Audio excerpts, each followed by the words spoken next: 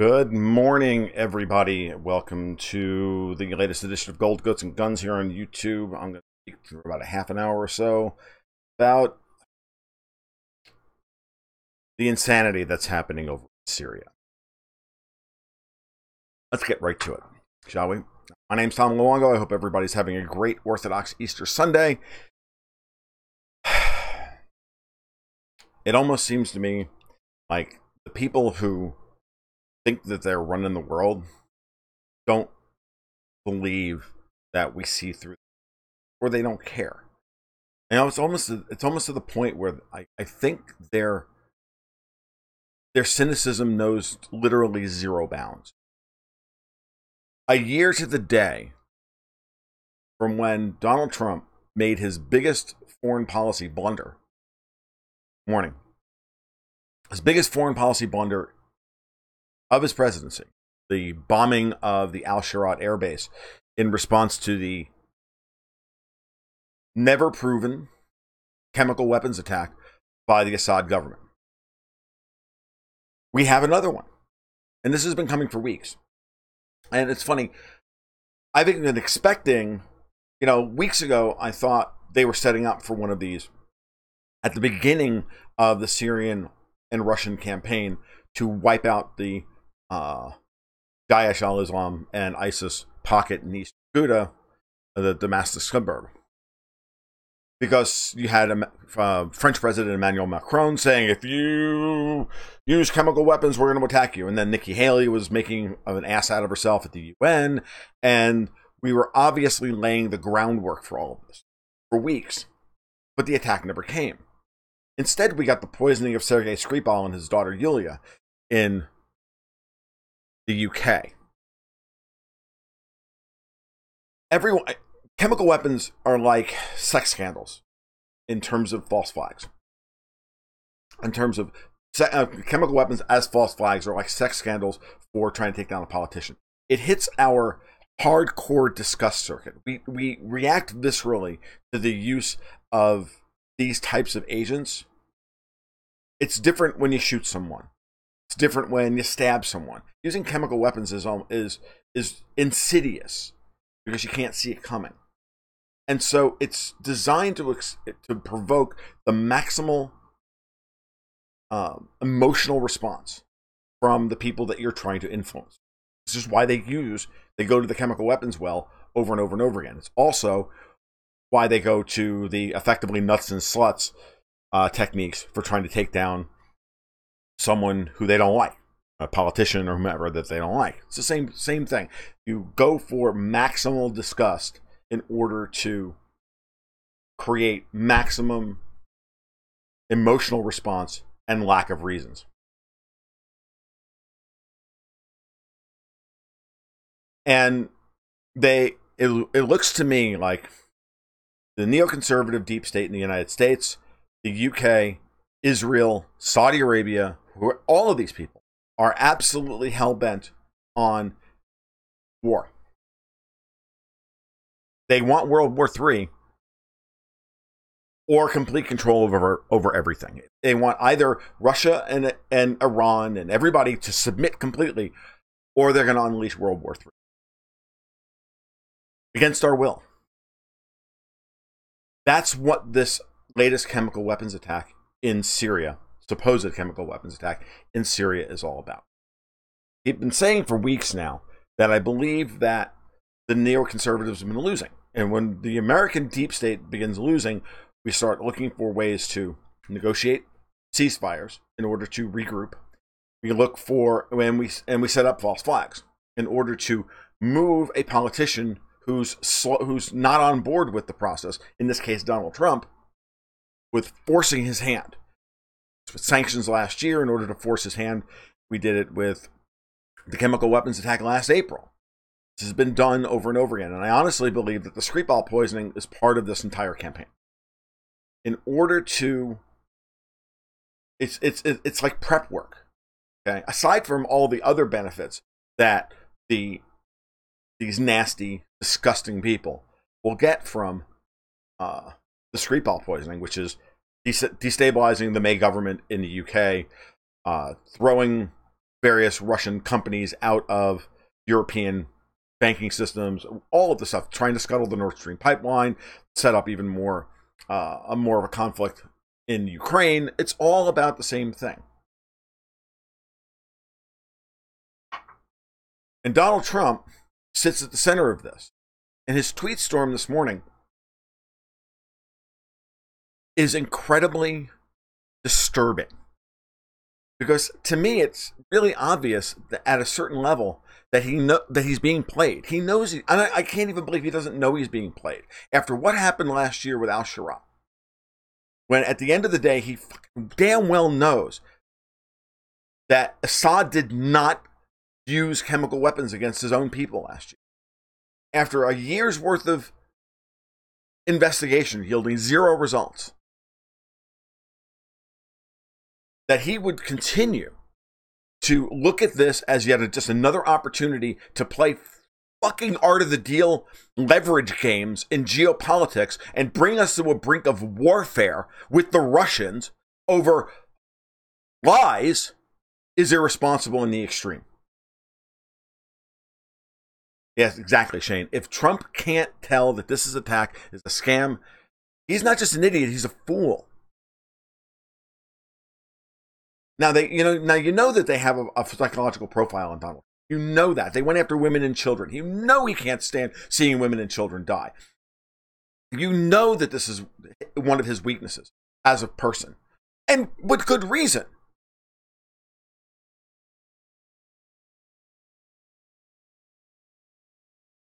Attacking women and children is just wrong. It's just disgusting. And you're trying to provoke a maximal response from someone who just announced 4 days ago or a week ago, we're pulling out of Syria. We got reports of John Kelly so angry at Trump for being marginalized, for being a fucking war hawk and a son of a bitch, and for not giving him good information that Trump has finally cut him out of all decision making. You've got all these things that are happening. And Trump is going to force the moment to its crisis. He's going to send more missiles into Syria. The whole point of him saying, open up the investigation and allow us in there, is so that Jaish al-Islam, which has already brokered a freaking deal to get out of East Ghouta, they're going to be escorted to Jarablus, up near the Turkish-Syrian border. I mean, these guys get to kill dozens of innocent women and children, if those reports are true, and then get escorted out to fight another day. Are you freaking kidding me? And we're going to go to war over this? Because I got news for you. At some point, Putin is going to say, no mas. I said this before. The neocons are trying to put Putin in the position, continue to put Putin in the position of, if he doesn't respond, they see it as weakness so they can go further. And if he does, then they get to play the victim. They act like the guy on the playground who goes, I'm not touching you, while he pokes his nose in your face, while he pokes his finger in your face and threatens to hit you and everything else. And calls you nasty names and humiliates you and everything else. And then hides behind the rules of engagement by saying, I didn't actually hurt you. No, fuck you, asshole. I'm going to punch you in the mouth. And then I'm going to beat the fucking shit out of you. Because that's what you deserve. And if this is what John Bolton is bringing to the table, if this is what Mike Pompeo is bringing to the table, this is not part of some crazy Ivan strategy on Trump's part to get maximal leverage. This is traitors within the United States government and the UK government, I'm positive, and the Mossad, let's just call a spade, ensuring that that radical peace does not break out in Syria. Because they all want Assad gone, and they're willing to do and risk everything to get it. Because they want complete fucking control. And if you don't give us control, we're going to destroy the world. And Trump has to resist this. Trump has to say no. Trump doesn't get to throw out his latest cheap epithet at a world leader he doesn't respect, calling Assad an animal. He fucking well knows that Assad is not an animal. What's next? Push over Putin? Is that what's coming next?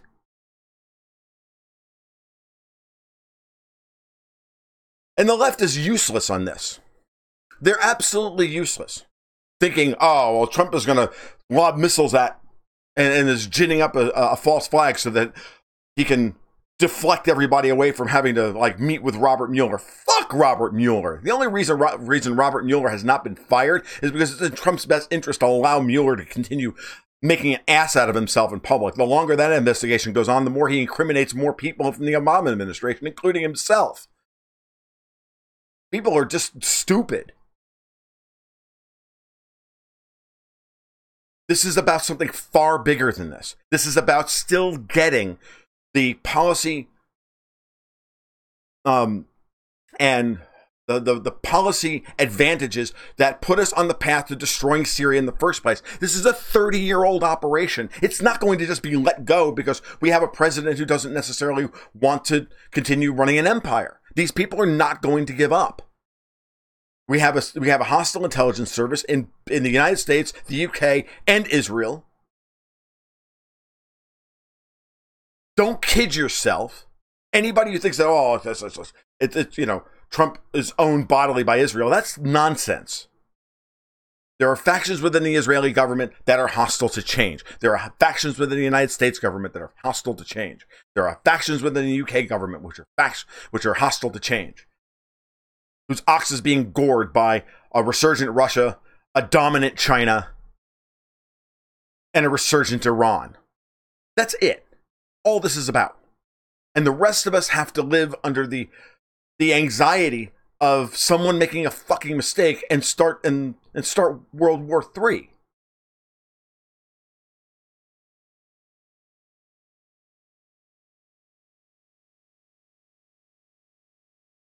I don't believe in monolithic conspiracies. I don't believe in the monolithic Jewish conspiracy or the monolithic deep state. I don't. There are people within each branch of government that don't work for the people who they supposedly represent. That's obvious. When you unleash the kind of corruption and the kind of mechanisms that allow for the levels of corruption that we have all the way around the world, when we have entrenched prejudices, entrenched desires, and to destroy people who we don't like, you've got neoconservatives who just basically, the neoconservatives are basically a bunch of Jews that hate Russians. You've got Cold Warriors in both the UK and the United States who have always hated Russians. And they're not going to change until they're dead. As long as they have power, they're going to use it. Yeah, it is kind of User 13. It's very similar to that. Remember I used to listen to nothing but apocalyptic music, for Christ's sake. Like, I spent 1983 and 1984 listening to the Pink Floyd's The Final Cut and Rush's Grace Under Pressure. Both albums, by the way, are simply about, living through a nightmare. You see where my head was at 14, 15 years old. 15, 16 years old. So it's otherworldly, and Trump can't be this dumb. He has to be smarter than this. Cannot take this bait. The Skripal poisoning narrative is falling apart. The Brits are having to back off. The May is going to probably have to step down. Johnson's going to have to step down. The UK government's going to fall.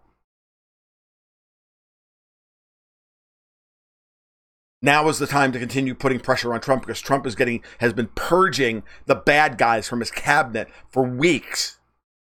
But did he replace them with people who are just as bad? Because there's nobody else in Washington. Like, meet the new boss, same as the old boss. Another classic rock. I mean,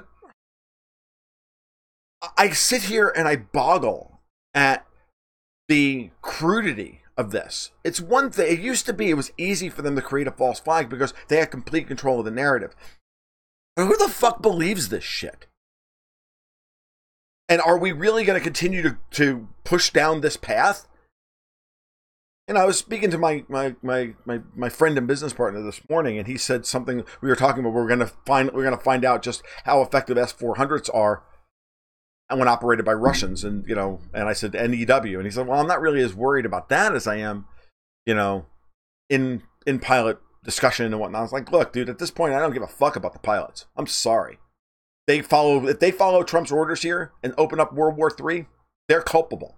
This is when office, especially fighter pilots, they're all officers. They're not grunts. They're officers. And this is when officers have to turn around and say no and refuse retarded orders.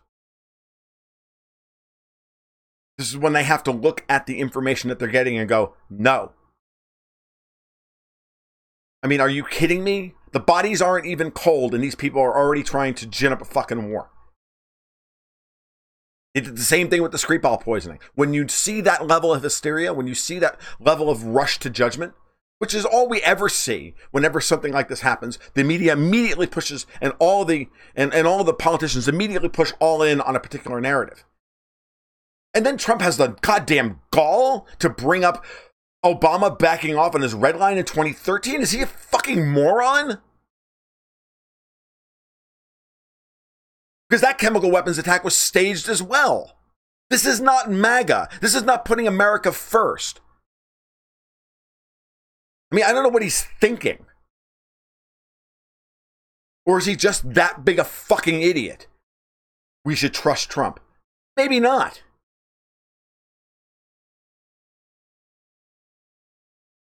I've had some people contact me and talk to me about this stuff as to whether or not he may be actually that he may be actually running kind of a psyop on the psyop. And I'm like, I'm not thinking that guy is he's just not that sophisticated. Right? He's just not. So hold on, I gotta block some fucking retard. There, done. Never, by the way, never, ever get into an intellectual property discussion on Twitter. Never a good idea. Especially when you're a libertarian. All right.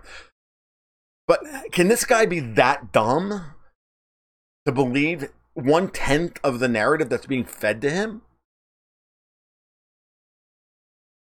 Are you kidding? There's no benefit here for the Russians and the Syrians to do this. This is exactly like al-Sharat last year. They were winning. They were on the verge of complete and utter victory in Aleppo. Why? Yeah, whatever. Why would they now do that? Why would they do this? I was reading an article of Fort Russ this morning, which I've got linked to in the liner notes. And it's a very good one because she brings up the article writer. She brings up the point that she's on the ground in Syria, by the way. She's like, why, if the Syrian government did this and ordered this attack this way, why was their Air Force not immediately on high alert, knowing full well that what the American response would be? If they did this, don't you think they would be prepared for the reaction at a military level? Or do you just think that, the SAA, which just won a civil war, for Christ's sake, is that incompetent?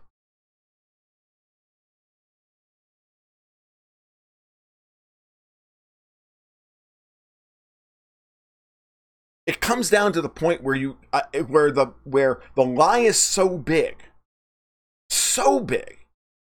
that rational people, decent people, just can't go there. They can't go and say, my God, would my government actually do something as heinous as cynically gas 40 to 50 women and children to allow head-chopping Salafist fucking animals to escape unscathed and frame the Russians and the Syrians for it so that Genie Energy can exploit oil in the Golan Heights? No, that's a conspiracy theory, man. I'm like, no!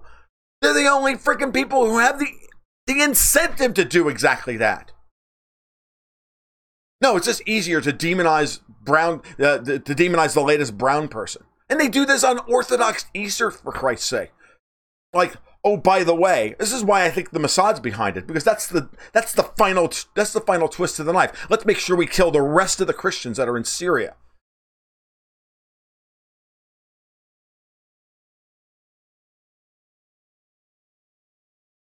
And the Brits don't give a fuck about anybody else except themselves either. Don't kid yourself.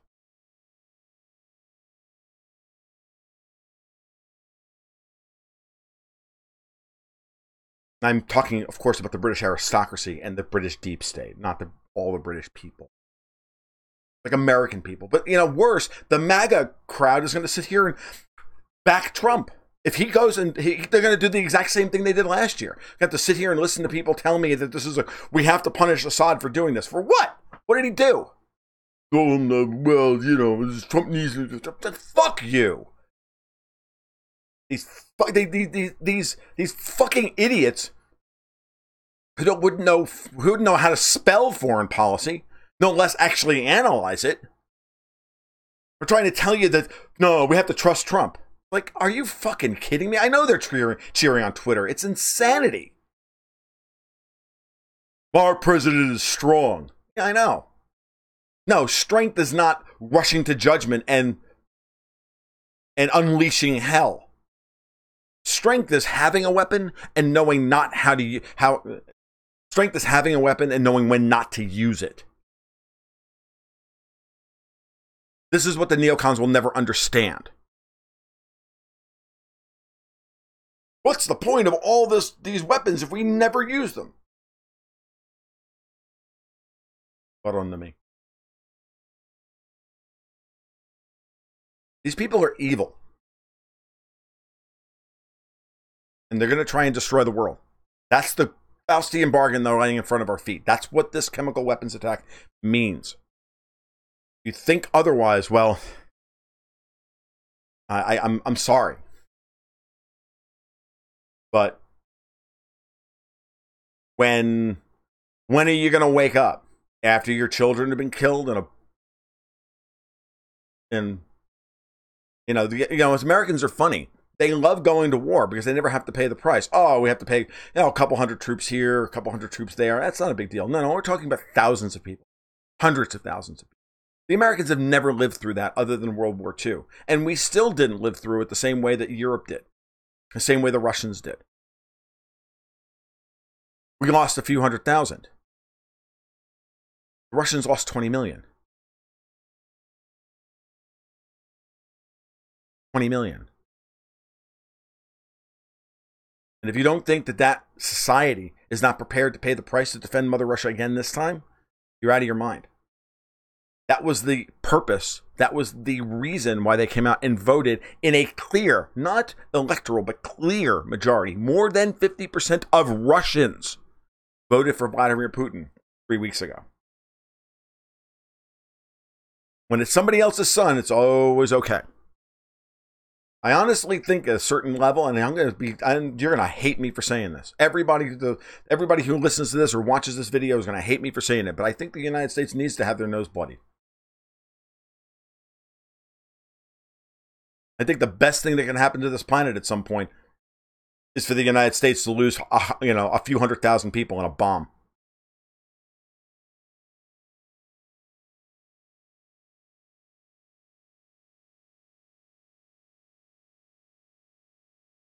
When you start to understand the cost of things. Now, it's funny, this morning, I'll give you a perfect example. This morning, this is American foreign policy writ large. This is the neoconservatives writ large. So this morning, my wife was telling me about this story that she's reading either on her Facebook feed or something like that of a woman on Etsy does crocheting. Right? She gets an offer from a guy, says, "Look, I'd like you to make me this beautiful blanket with a Catherine wheel in the middle, great, this design in the middle, and it's going to be this, and I want it made out of all wool and everything else." And she says, "Okay, that's great, $400. He goes, "No." And I said, "Like, $160 in wool, but then you should charge me $160. My time means nothing to you? Oh, you'll get the wool on sale and you can make a little bit of money that way. No. $400. Take me 150 hours to do it. Well, I can get people to do it cheaper. I can get people to do it faster. Well, then go do it. And she keeps saying, well, go do it. And go do it. And go do it. But I can buy a blanket at Walmart for $15. Great. Go to Walmart. Buy a blanket for $15. This continues to go on and on and on and on and on. He eventually threatens her business. And then she says, well, I do this part-time. I do this for kicks. I have a job. He's like, well, then you should give it to me for free because you don't need the money. You see the parallel here? He doesn't understand what things cost. He doesn't understand what people's time is worth. He doesn't understand what other people are worth. He has zero respect for another person's life and the value of their life. It's just time. I only wanted to pay $80 for this. Well, that's nice. Maybe you shouldn't be looking on Etsy. Maybe you should be looking on Pakistani Etsy, where someone is probably willing to make you that blanket for $80 because her costs are not $400. Similar thing here. Americans cheer on the idea of war and idea of intervening in other people's lives and telling them what to do and dictating to them the terms of any agreement. Sound familiar? Without understanding the costs of what those agreements are. And what those costs are to somebody else on the other side of the equation. Because, well, fuck, we don't give a shit about them. They're just dirty brown people. Or they're just dirty Slavs. They don't matter. And if you don't think that the Zionist freaking Jews and the British upper class don't have that exact same mindset, then what the fuck world are you living in? Seriously, what fucking world are you living in? So what comes next here is Putin making it abundantly clear, I will strike back. And we will not suffer. You will get one attack off. If the United States attacks you, they will get one attack off. And then we will start losing ships. Putin has already made it abundantly clear that he will not just knock missiles out of the sky, he will knock out their source.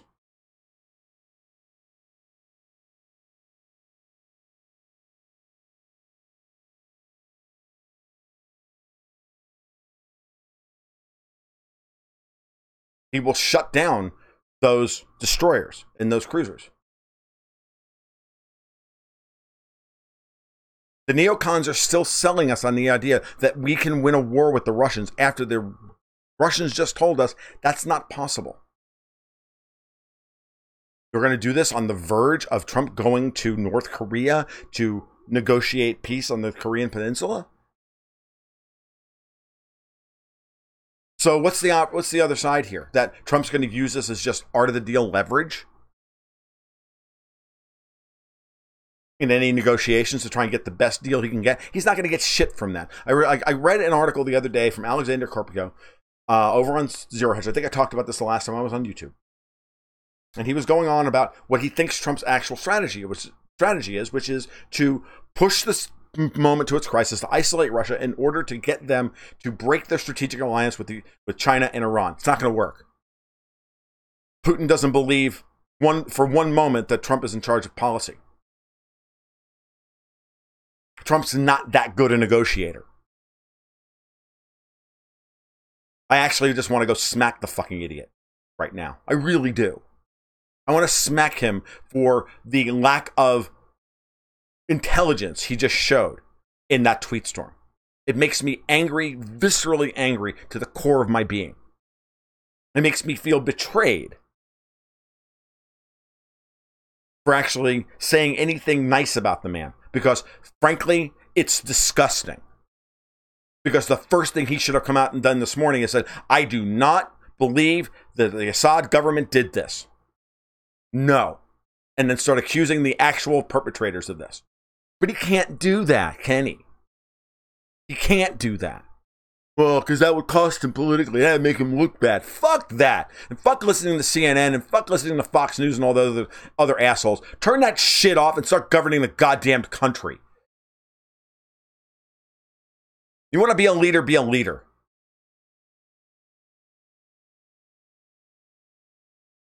Exactly. User 13. Putin is just as threatened by the Chinese as we are. He cannot distance himself from them. No, of course not. The Russians have to choose between. The Russians have to play the middle game between the Chinese and the United States. They understand this. Putin understands that his strategic alliance with China is one of convenience. It's not like Chinese and Russians all of a sudden love each other or anything. It's a marriage of convenience.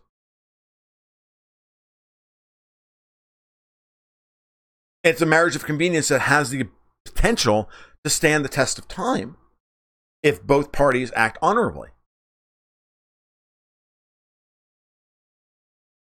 But the entrenched powers in the United States and Europe and in the UK and Israel, they're not going gently into that good night. So we're going to find out just exactly what happens next and how far they're willing to take it. And I can tell you right now, they're absolutely going to push this even farther. If Trump orders any kind of strike on Syria,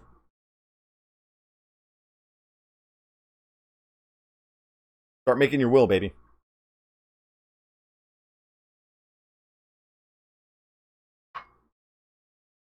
Because it'll be on. And it's a real shame. Oh, by the way, at this point, Trump doesn't even need to order the strike. Strike can be ordered around him. He doesn't have control of his own military infrastructure. He doesn't have control of his own intelligence infrastructure. He doesn't have control of his own law enforcement infrastructure. MSNBC's out there this morning talking about what the marshals can legally do if Trump decides to barricade himself in the White House. You don't think that that's prepping a narrative for something? Like, we'll just forcibly take control of the country away from him? Because we've already got insurrection happening at every level. We've got towns confiscating guns. We've got George Soros and David Brock bringing thousands of people across the border. Okay? This is open insurrection by Americans, by people, by U.S. citizens to affect an election and take control of the country. This is insurrection. This is a coup.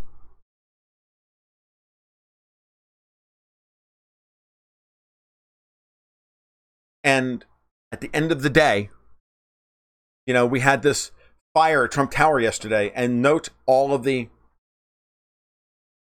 Did you see the response on Twitter? Well, I hope everybody's safe, but damn, I wish the Trump's family was in there. I hope the building burns to the ground. This is where we are. This is America.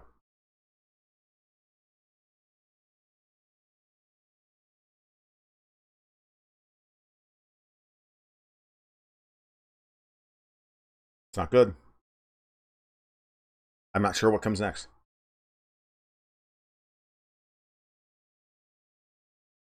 But at this point, they've got Trump so bamboozled and so up against the wall in so many different directions, so frustrated, he'll do something dumb. He already did this morning. I know. Don't listen to what he says. Watch what he does. Okay? If he doesn't lob missiles at Damascus in the next 24 hours, I'll calm down. I'll even retract some of the things I said in this YouTube. Maybe. Because tomorrow's another day. Another opportunity for another provocation. Built on a lie. Y'all have a great afternoon. Try and enjoy your Easter if you are Greek Orthodox or Russian Orthodox. Stick on the ice.